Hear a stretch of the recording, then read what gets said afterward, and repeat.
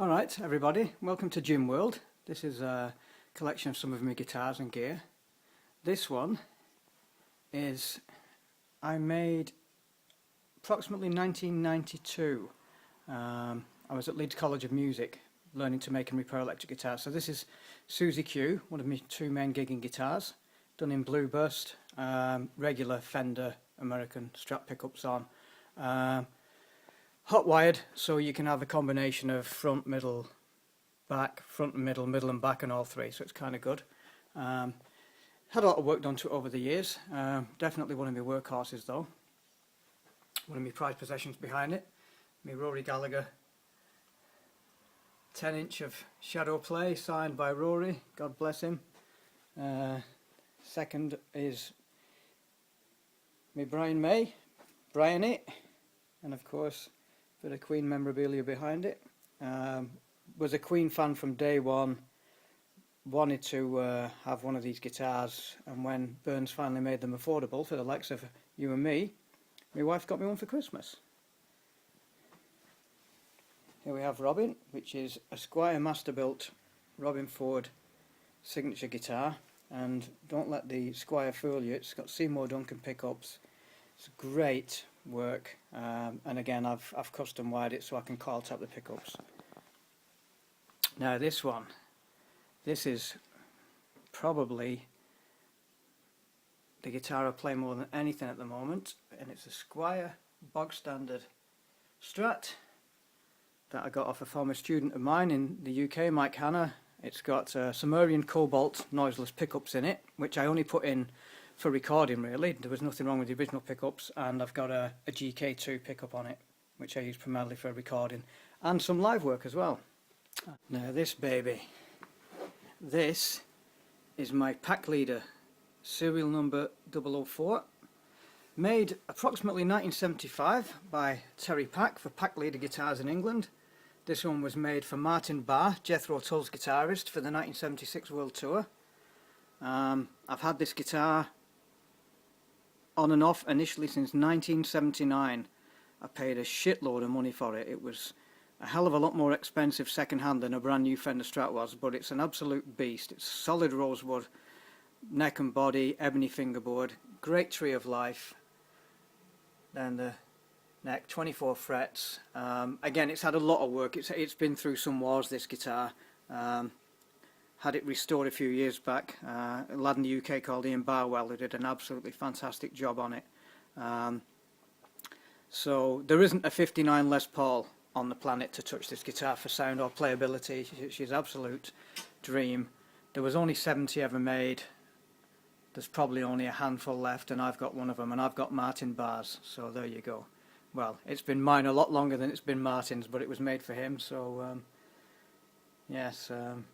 And one of my two main gigging guitars, most of the time when I play live. Before I got into the guitar synth stuff and all the Cosm amp modelling, I used to use Cindy, which is this one, and Susie, my blue Strat, and they were my two main.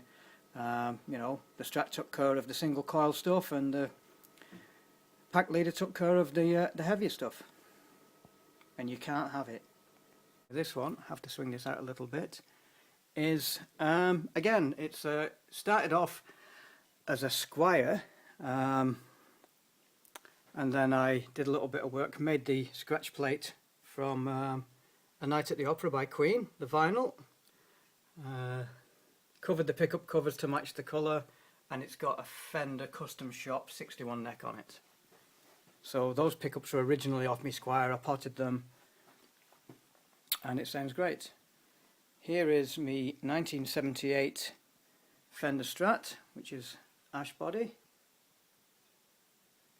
Again, when I got it, it had a treble booster fitted, and I never used it much, so I took it out. And at one stage I did make a scratch plate out of Coca-Cola tins for it, just to jazz it up a bit, but it's back to its pretty much original condition now. This one is me ESP. Let's get down for this one.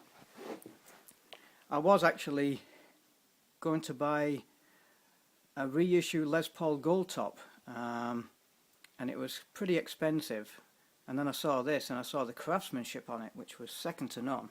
It played great, it sounded great, And then eventually when I did try the Gibson, it was an absolute dog. Had a neck like a tree trunk on it. This is my latest acquisition, which is the Roland Ready Strat. Again, a Christmas present, 2011.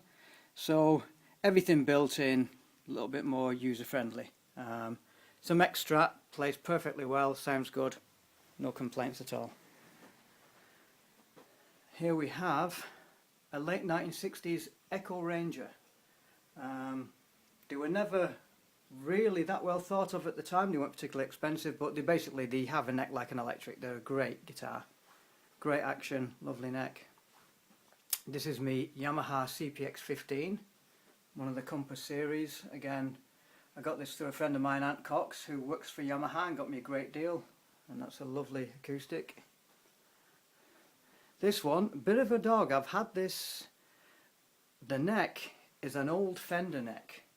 I think it's late 60s, early 70s.